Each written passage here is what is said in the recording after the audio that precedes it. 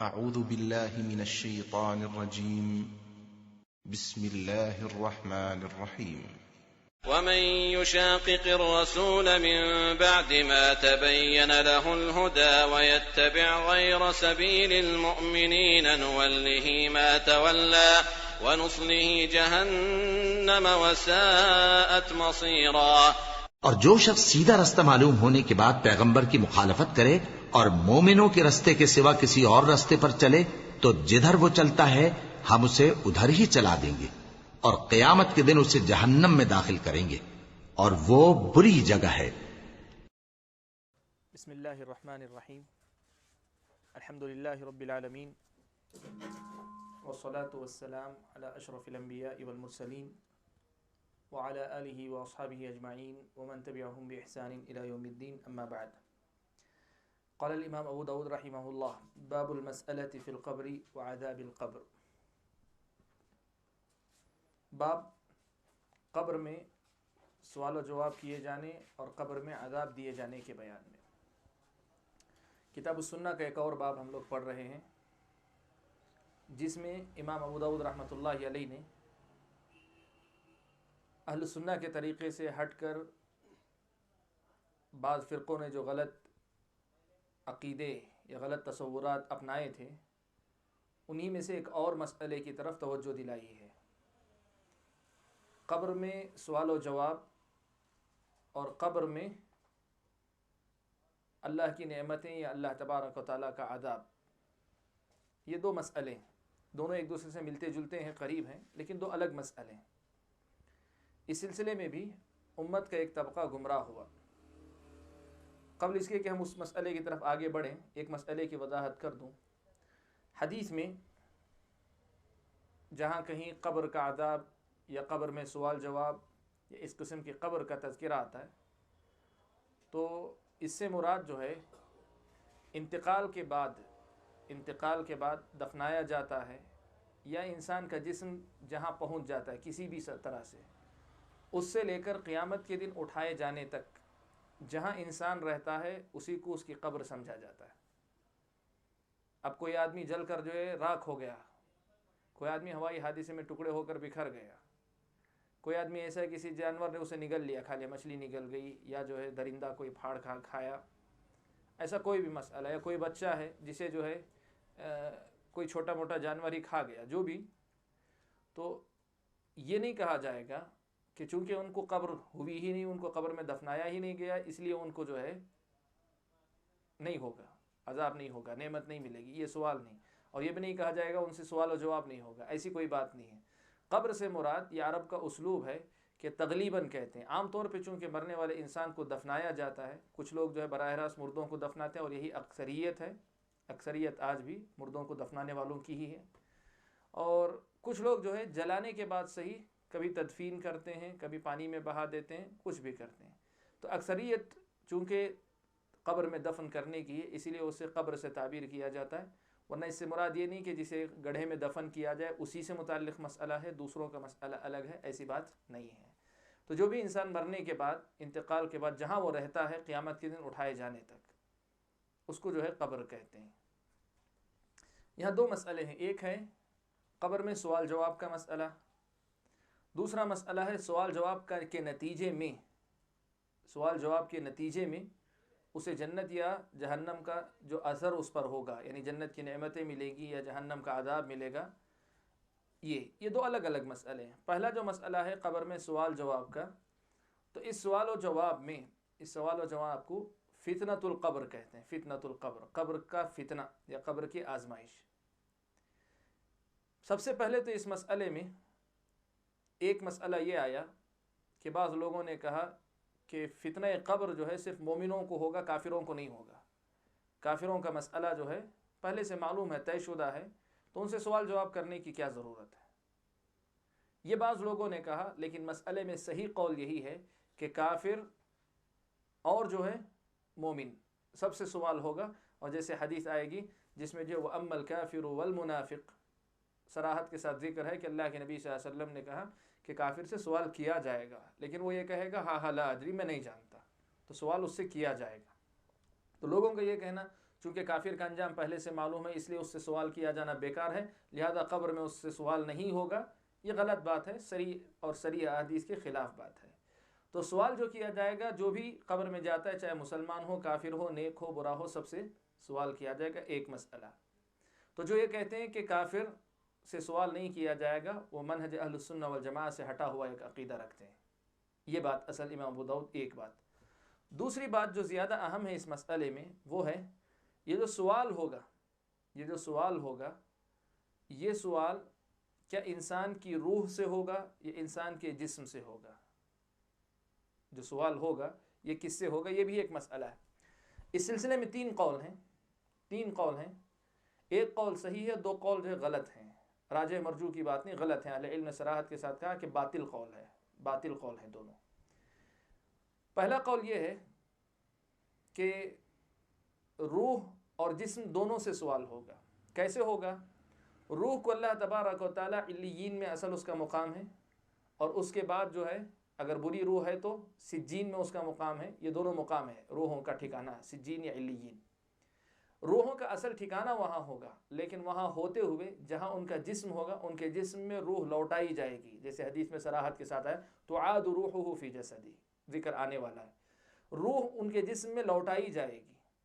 اب کیفیت کیا ہے اس کو آپ سمجھنا چاہیں کہ علیین میں بھی ہے، روح جو ہے علیین میں بھی ہے یا سجین میں ہے، اور اس کے ساتھ یہ بھی کہا جا رہا ہے کہ اس کے جسم میں روح لوٹائی جاتی ہے۔ یہ کیسے ممکن ہے؟ تو اس کا ثبوت آپ دیکھنا چاہیں تو قرآن مجید میں اللہ تعالیٰ نے کہا اللہ یتوفی الانفس حین موتها واللتی لم تمت فی منامها فیمسک التی قضى علیها الموت ویرسل الاخرى۔ تو اس میں یہ بتا رہے اللہ تعالیٰ جس کی موت آتی ہے اس کی روح بھی اللہ نکالتے ہیں، اور جو نیند میں سو جاتے ہیں ان کی روح بھی اللہ تعالیٰ نکالتے ہیں۔ پھر صبح میں اللہ تبارک و تعالیٰ ان کی روح کو جو ہے جن کی زندگی باقی ہوتی ہے بھیجتے ہیں، اور جن کی زندگی ختم ہو گئی ان کی روح کو وہیں روک لیتے ہیں۔ اب یہاں روح کے نکالے جانے کی دو شکلیں ہیں۔ ایک تو موت کی شکل ہے، جس میں روح نکالی جاتی تو جسم بے جان ہو جاتا ہے، اس میں نہ کوئی حرکت نہ کچھ۔ اور دوسری جو ہے خود نیند کی حالت میں روح کا انسان کے جسم سے تعلق، روح نکالی جاتی ہے۔ قرآن کا صریح نص ہے اللہ یتوفی الانفس حین موتها واللتی لم تمت فی منامها، روح نکالی جاتی ہے۔ لیکن موت کے لیے جو نکالی جاتی ہے اور نیند کی حالت میں جو نکالی جاتی ہے، دونوں میں فرق ہم صاف طور پہ محسوس کرتے ہیں۔ جب اس دنیا کے اندر ہی دو مختلف حالتیں ہم دیکھتے ہیں روح کے جسم سے تعلق کی، کہ ایک وہ کہ وہ تعلق ختم ہو جاتا ہے تو جسم ناکارہ ہو کر رہ جاتا ہے، کسی کام کا نہیں، اور ایک وہ کہ جس میں روح نکالے جانے کے باوجود اس کا اثر رہتا ہے۔ کچھ ہم جو دیکھتے ہیں انسان کو جو ہے نیند میں حرکت بھی کرتا ہے، سانس لے رہا ہے، کروٹ بدل رہا ہے۔ یہ جب ہم دنیا ہی میں روح کی یہ دو حالتیں اپنی نگاہوں سے دیکھتے ہیں تو بدرجہ اولا جو ہے قیامت کے دن اس مسئلے کو سمجھنے میں کوئی دقت نہیں ہے کہ علیین نیک روحوں کا مقام ہے، سجین جو ہے بری روحوں کا مقام ہے، اور ان کی روحیں ان کے جسموں میں لوٹائی جائیں گی۔ کیفیت اللہ تعالیٰ بہتر جانتے ہیں، ہم نہیں کہہ سکتے، اللہ بہتر جانتے ہیں، لیکن یہ حق ہے کہ ان کی روح ان کے جسم میں لوٹائی جائے گی۔ تو پہلا قول یہ ہے کہ روح اور جسم دونوں کو جو ہے سوال کیا جائے گا۔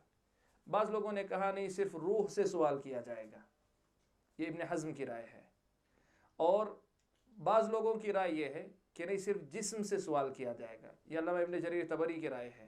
لیکن یہ دونوں کا قول جیسے میں نے کہا کہ جو ہے غلط ہے۔ اہل علم نے جو ہے کہا کہ نص کے صریح خلاف ہیں قول، فتعاد روحہ فی جسدہ، جیسے حدیث آنے والی ہے جس میں صراحت کے ساتھ ذکر ہے کہ ان کی روح ان کے جسم میں لوٹائی جائے گی، پھر ان سے سوال کیا جائے گا۔ تو اس لیے صرف جسم سے یا صرف روح سے کہنے والے دونوں قول، صرف روح سے ابن حزم کہتے ہیں، صرف جسم سے جو ہے ابن جریر طبری کی رائے ہے۔ یہ دونوں رائے جو مرجوح ہیں، ان کے مقابلے میں اہل سنہ کا جو عام قول ہے وہ یہی کہ روح اور جسم دونوں سے جو ہے سوال کیا جائے گا۔ یہ ایک مسئلہ ہے۔ یہ تو ہوا فتنہ قبر کے بارے میں سوال جواب جو کیا جائے گا۔ تو اس میں صحیح موقف یہ ہے کہ روح اور جسم دونوں سے سوال کیا جائے گا، یہ ایک مسئلہ۔ دوسرا مسئلہ جو اسی مسباب میں امام ابو داؤد نے نقل کیا، عذاب القبر کا، قبر میں عذاب دیے جانے کا۔ منکرین حدیث جن مسائل کا انکار کر کے مشہور ہوئے، منکرین حدیث تاریخ اسلام میں پرانے بھی اور موجودہ دور کے منکرین حدیث بھی، جو مسائل ہائی لائٹ ہوئے، آپ کو معلوم ہے کہ کچھ مسائل ہوتے ہیں جو ہر کسی کے پاس کچھ ضرورت سے زیادہ شہرت رکھتے ہیں، اور یہ حالانکہ مسائل مقصود نہیں ہوتے، وہ قاعدہ ہوتا ہے جس قاعدے کی بنیاد پر وہ مسائل کا انکار کرتے ہیں، لیکن قاعدوں پہ لوگ نہیں لڑتے، قاعدے کی جو مثالیں ہوتی ہیں انہی کے حوالے سے جانے جاتے ہیں۔ تو عذاب قبر ایک ایسا ہی مسئلہ ہے، یا نعیم القبر، قبر کی نعمتوں کا مسئلہ ایک ایسا ہی مسئلہ ہے جس کا منکرین حدیث نے ہمیشہ سے انکار کیا ہے۔ کیوں؟ اس لیے کہ وہ سیدھے یہ دیکھتے ہیں کہ انسان کا روح جسم جو ہے سڑ گل جاتا ہے، ختم ہو جاتا ہے، پھر جو ہے سزا کس کو، یہ نعمتیں کس کو، ان کی سمجھ میں نہیں آتا، عقل قبول نہیں کرتی، اس لیے انکار کرتے ہیں ہمیشہ سے۔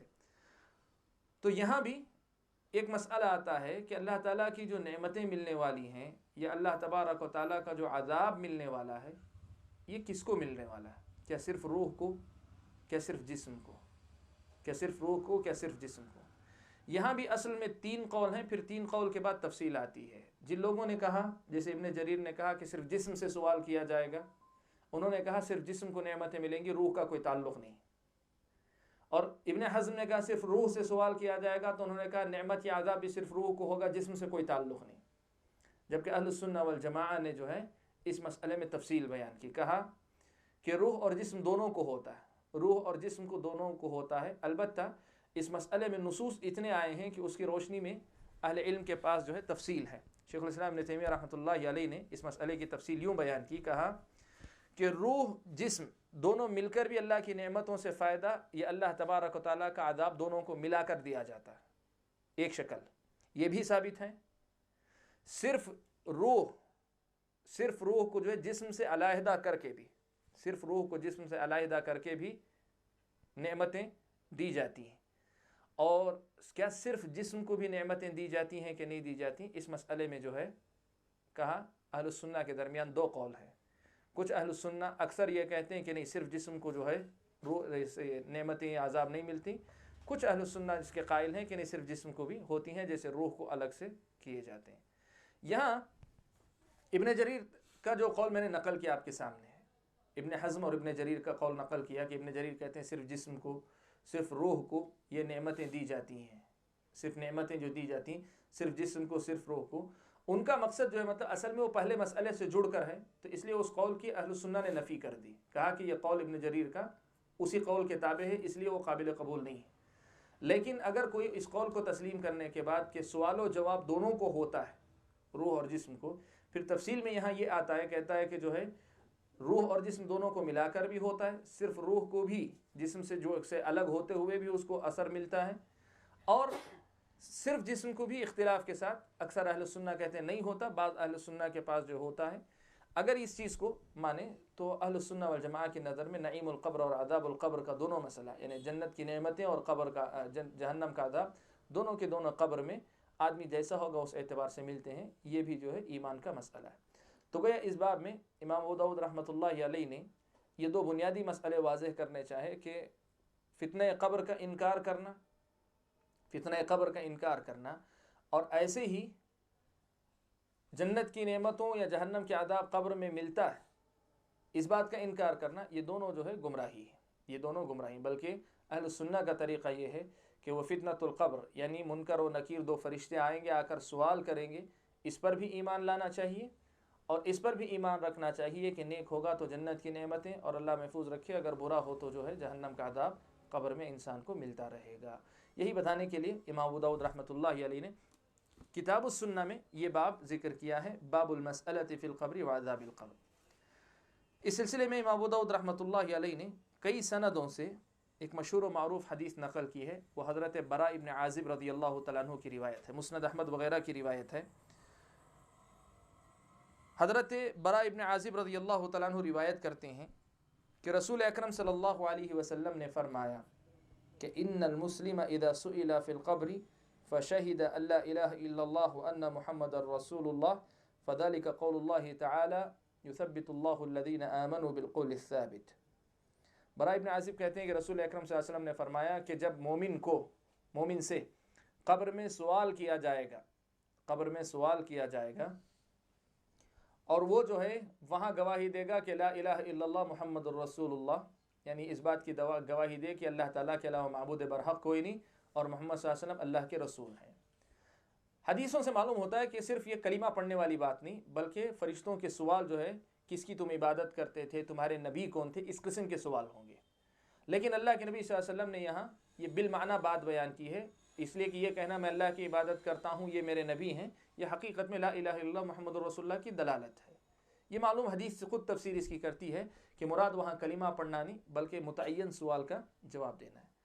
اللہ کے نبی نے فرمایا جب یہ مومن کہے گا، مومن جو ہوگا وہ جواب دے گا، تو کہتے ہیں اللہ کے نبی صلی اللہ علیہ وسلم کہ قرآن میں اللہ نے جو کہا کہ یثبت اللہ الذین آمنوا بالقول الثابت فی الحیات الدنیا وفی الآخرہ، کہ قول ثابت یعنی ثابت قول کے ذریعے اللہ تعالیٰ جو ہے مومنوں کو ثابت قدم رکھے گا دنیا میں بھی اور آخرت میں بھی۔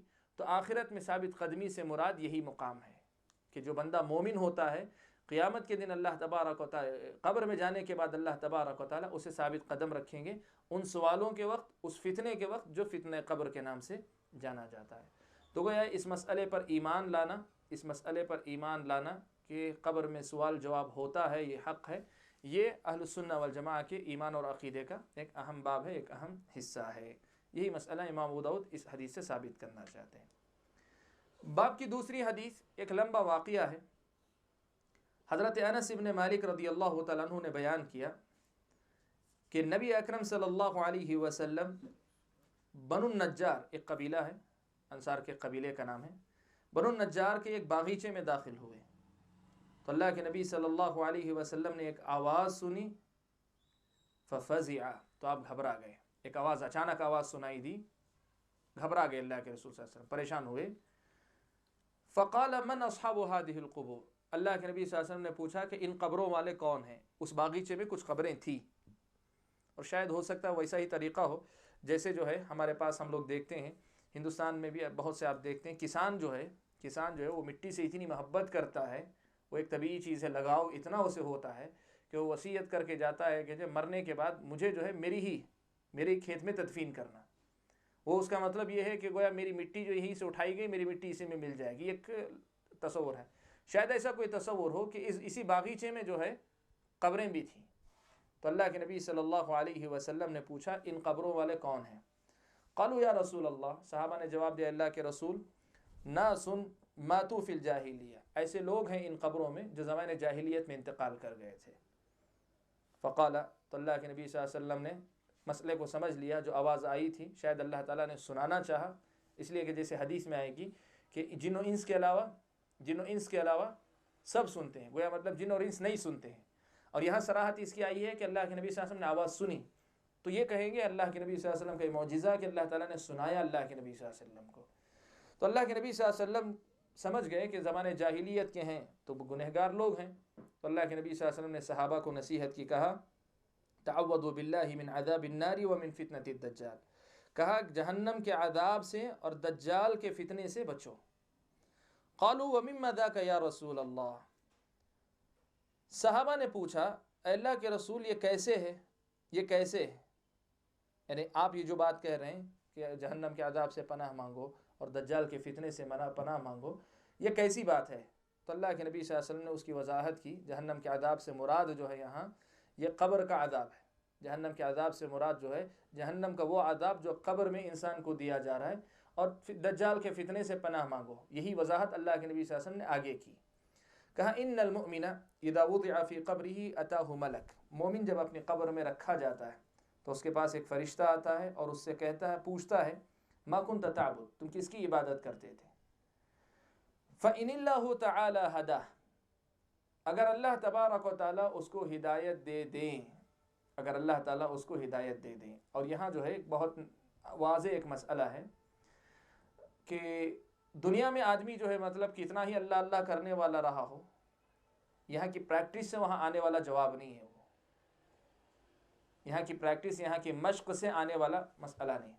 ہاں یہاں کی عبادت، یہاں کی بندگی سے اللہ تعالیٰ راضی ہوں اور اللہ تبارک و تعالیٰ ہدایت دیں، اس لیے کہ اللہ کے نبی کا فَإِنَّ اللَّهُ تَعَالَى هَدَاهُ، اگر اللہ تعالیٰ اس کو ہدایت دیں گے، قال، تو کہے گا كُنْتُ أَعْبُدُ اللَّهَ، میں اللہ تعالیٰ کی عبادت کرتا تھا۔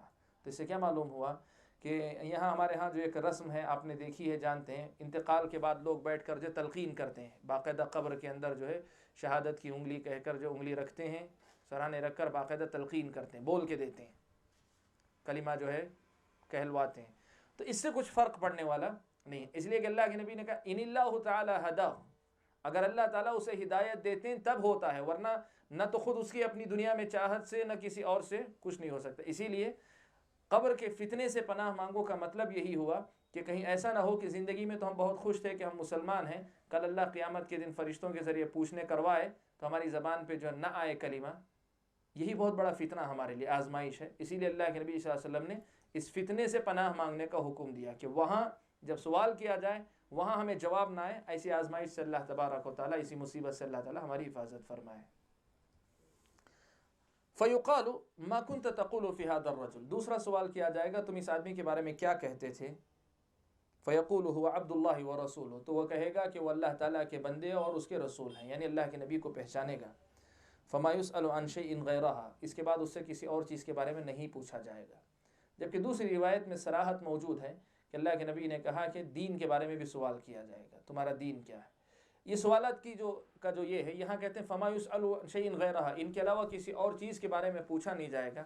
یا تو یہ کہا جائے کہ اللہ کے نبی صلی اللہ علیہ وسلم کو پہلے اتنا ہی بتایا گیا تھا، آپ نے کہا کہ اس کے علاوہ اور کچھ نہیں پوچھا جائے گا، بعد میں مزید تفصیل بیان کی گئی کہ نہیں دین کے بارے میں پوچھا جائے گا سوالات جو ہیں۔ یا تو یہ کہیں، یا اللہ کے نبی صلی اللہ علیہ وسلم یہ کہنا چاہتے ہیں کہ یہی سوالات جب اللہ کے رسول ہیں، اللہ تعالیٰ ہیں، تو شریعت یا نبی کے دین کو جو ہے، اسلام کو جو ہے، اللہ کے نبی صلی اللہ علیہ وسلم کے دین کی حیثیت سے پہچاننا اسی میں گویا داخل ہے۔ یعنی اس سے ہٹ کر اس کے اعمال کے بارے میں وہاں نہیں پوچھا جائے گا، تو نے اچھا کیا برا کیا، یہ سب اعمال وہاں جو ہے قبر میں نہیں پوچھے جائیں گے۔ قبر میں سوال اور کسی چیز کا نہیں کیا جائے گا، یہ مفہوم بھی بعد نے ذکر کیا ہے۔ فَيُنْطَلَقُ بِهِ إِلَى بَيْتٍ كَانَ لَهُ فِي النَّارِ، پھر اس کے بعد جو ہے اسے ایک ایسے گھر کی طرف لے جایا جائے گا جو جہنم میں اس کے لیے بنایا گیا تھا۔ اس سے کہا جائے گا هَذَا بَيْتُكَ كَانَ لَكَ فِي النَّارِ، یہ تمہارا جہنم میں گھر بنایا گیا تھا۔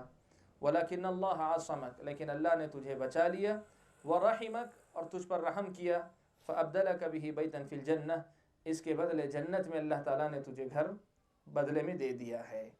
فَيَقُول، تو وہ کہے گا مجھے چھوڑو یہاں تک کہ میں جاؤں، جا کے میرے اپنے گھر والوں کو خوشخبری سنا کراؤں۔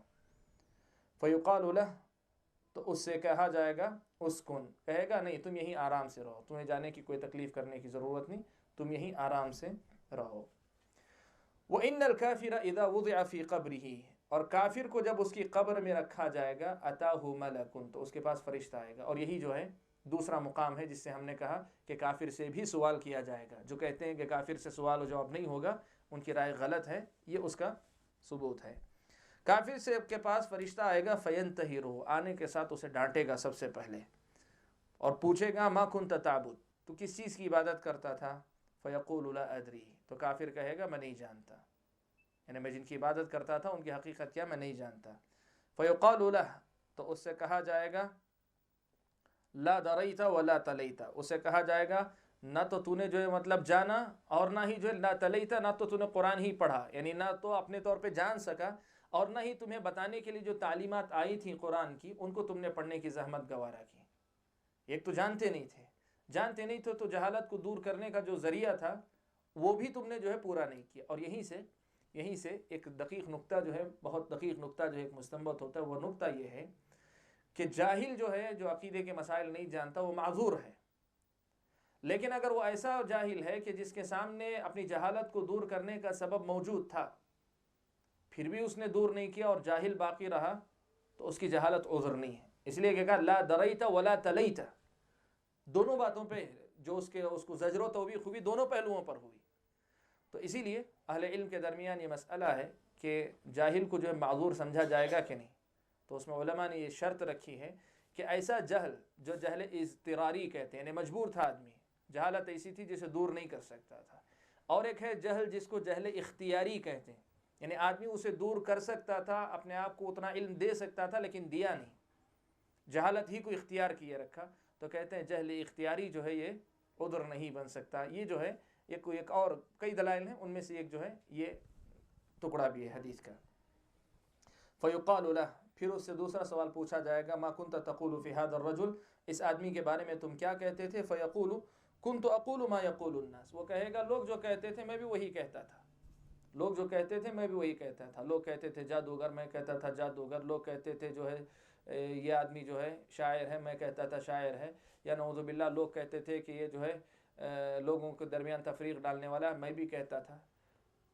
تو گویا مطلب یہ ہوا یہاں جو ہے، اگر آپ اور ہم کہہ سکیں کہ لوگوں کا کہنا جو کبھی دین نہیں ہوتا، بلکہ قیامت کے دن جو ہے یہ کہنا کہ لوگ کرتے تھے میں بھی کرتا تھا، یہ کسی مسلمان کا جواب نہیں ہوتا، یہ کافر یا کسی منافق کا، جیسے دوسری روایت میں لفظ آیا منافق کا، کسی کافر یا منافق کا ہی جواب ہو سکتا ہے کہ چونکہ لوگ کرتے تھے اس لیے میں بھی کر رہا ہوں. اللہ کے نبی صلی اللہ علیہ وسلم نے اسی لیے کہ اللہ تکونوا امعا، تم جو ہے امعا مت بنو. امعا کیا ہے؟ کہا کہ یقول انا مع الناس، میں لوگوں کے ساتھ ہوں، لوگ اچھا کریں گے میں بھی اچھا کروں گا، لوگ برا کریں گے میں بھی برا کروں گا. اللہ کے نبی کہ اللہ تکونوا، ایسے مت بنو. تم اپنے نفس کے بارے میں پوچھے جانے والے ہو، کل نفس بما کسبت رہینہ، ہر نفس جو ہے اپنی کمائی کی وجہ سے اگر گناہ کر کے جائے گا تو اپنے گناہوں کی وجہ سے رہن رکھا رہے گا اللہ کے پاس، الا اصحاب الیمین، سوائے ان لوگوں کے جو دانے ہاتھ والے ہیں، نیک لوگوں کے. تو ہر آدمی کو اپنے نفس کے بارے میں سوچنا چاہیے. لوگوں کی دیکھا دیکھی کرے گا تو کل اس کا لوگوں کو دیکھ کر کرنا اس کے کام نہیں آئے گا. یہ یہاں اس حدیث کی روشنی میں ایک کافر کا جواب ہوگا. اقول ما یقول الناس کنت اقول ما یقول الناس، لوگ جو کہتے تھے میں بھی وہی کہتا تھا. فیضربہ بمطراق من حدید بین اذنیہ، لوہے کے ایک ہتھوڑے سے اس کے دونوں کانوں کے درمیان جو ہے مارے گا. فیصیح صیحة یسمعها الخلق غیر الثقلین، تو ایسی چیخ مارے گا کہ اس کو جن اور انس کے علاوہ سب لوگ جو ہے سنیں گے، اتنی شدت سے جو ہے ان کو عذاب دیا جائے گا. یہ امام ابو داؤد کی روایت ہے. حدیث جو ہے مطلب صحیح ہے، یہ صحیح حدیث ہے. اس سے جو ہے وہ مسئلہ بھی ثابت ہوا جو میں نے کہا کہ جو ہے قبر کے عذاب یا قبر کے اندر جو نعمتیں ہیں اس کو دیکھنا یا جو ہے اس کو سمجھنا، یہ کسی انسان کو جو ہے مطلب محسوس نہیں ہوتا، کسی جن کو محسوس نہیں ہوتا، دوسری مخلوقات اسے محسوس کرتی ہیں. شیخ الاسلام ابن تیمیہ نے جو ہے ایک بہت اہم مسئلہ نقل کیا ہے کہ پرانے ابن تیمیہ کے زمانے سے پہلے ایک گمراہ فرقہ معلوم ہوگا شاید آپ کو، نصیری ہے. اس وقت جو شام میں جو مصیبتیں لایا ہوا ہے، ملک شام میں جو سارے اہل سنہ کے ساتھ جو مسائل ہو رہے ہیں، تو حاکم جو ہے وہ نصیریہ میں سے ہے. تو ابن تیمیہ نے لکھا ہے کہ اس زمانے میں لوگ ایسا کرتے تھے کہ اگر جو ہے جانور کو جو بدہضمی ہو جاتی، اونٹ کو یا جانور پالتو جانوروں کو، تو ان کو لے جا کر جو نصیریہ کی جو قبریں ہیں، نصیریہ کی قبروں کے پاس چھوڑ دیتے، تو ان کا جو ہے مطلب قبض جو ہے ختم ہو جاتا تھا. ابن تیمیہ نے جو ہے مطلب اپنے اس میں لکھا ہے، یعنی مطلب یہ کہ نصیریہ گمراہ فرقہ معلوم شدہ حقیقت ہے، تو ان کی قبروں کے پاس لوگ لے جا کر چھوڑتے تھے، باندھتے تھے، اس لیے کہ وہ جو عذاب ہوتا تھا اس کی آوازیں جو اللہ تعالیٰ نے، جیسے اللہ کے نبی نے کہا کہ انسان اور جن کے علاوہ سب سنتے ہیں، تو وہ سن کر وہ جو قبض کی کیفیت ہے پیٹ میں کا سب گل کے جو ہے باہر نکل جاتا تھا. ایسے لوگ علاج کے طور پہ وہاں کرتے تھے. ابن تیمیہ نے بات نقل کی ہے رحمہ اللہ. تو بہرحال عذاب قبر کے سلسلے میں یہ امام ابو داؤد نے دوسری روایت نقل کی، یہ بھی صحیح روایت ہے. باب کی تیسری روایت جو حقیقت میں تیسری روایت نہیں ہے بلکہ اسی سند کے ساتھ حضرت انس بن مالک رضی اللہ تعالیٰ عنہ ہی کا واقعہ، وہی کی ہی روایت ایک دوسری سند سے امام ابو داؤد رحمۃ اللہ علیہ نے نقل کیا ہے. بس الفاظ کا تھوڑا فرق ہے، وہ بتا دیں گے. کیا ہے کہ ان العبد اذا وضع في قبره وتولى عنه اصحابه انه لا يسمع قرع نعالهم فياتيه ملكان فيقولان له، کہ بندہ جو ہے جب قبر میں رکھا جاتا ہے اور اس کے ساتھی اسے رکھ کر پلٹ کر جانے لگتے ہیں، تو بندہ جو ہے ان کے چپلوں کی جو چاپ ہوتی ہے، یعنی پیروں چپل چلنے کی جو آواز ہے، جوتوں کی آواز ہے، وہ تک سنتا ہے. تو اسی دوران ابھی وہ آواز سن ہی رہا ہوتا ہے، اتنی دور جاتے ہیں کہ ابھی ان کی آواز سنائی دے ہی رہی ہوتی ہے کہ یأتیہ ملکان، دو فرشتے اس کے پاس آتے ہیں، جبکہ پہلی روایت میں ایک فرشتے کا ذکر تھا. فیقولان لہ، تو وہ دونوں کے دونوں فرشتے جو ہے اس سے پوچھتے ہیں. پہلی روایت میں ذکر آیا تھا ایک فرشتے کا، دوسری روایت میں دوسری سند سے جو روایت ہے اس میں دو. تو شاید جو ہے پہلی روایت میں حضرت انس رضی اللہ تعالیٰ عنہ چونکہ پوچھنے والا ایک پوچھنے والا ہوگا، اس لیے حضرت انس نے صرف ایک کا تذکرہ کیا.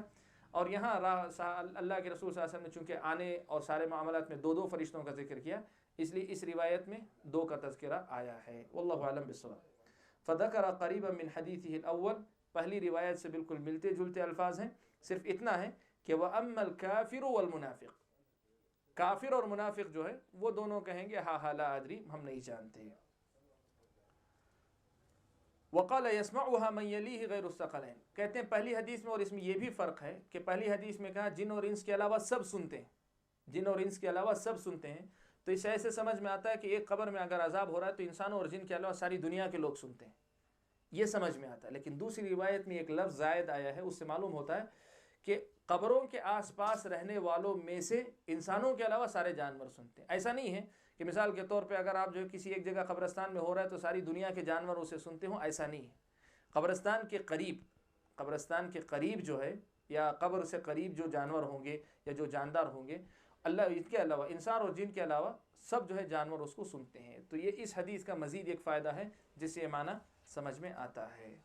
تو یہ روایت بھی صحیح روایت ہے. امام ابو داؤد رحمۃ اللہ علیہ نے اسے جو ہے اپنی صحیح سند کے ساتھ نقل کیا ہے. اب اس کے بعد ایک اور حدیث ہے جس پر انشاءاللہ یہ باب جو ہے، حدیث کافی طویل ہے، یہ باب ختم جو ہے مطلب کرنے سے پہلے اس روایت کے اندر جو کئی سوالات ہیں جس پہ ہم کو رکنا پڑے گا، اس لیے میرے خیال میں آج کے درس کو ہم لوگ یہیں روک لیتے ہیں. اگلے درس میں انشاءاللہ اسی حدیث کا سلسلہ آگے بڑھاتے ہیں. واللہ تعالی اعلم وسبحانک اللہم وبحمدک اشہد ان لا الہ الا انت استغفرک واتوب الیک.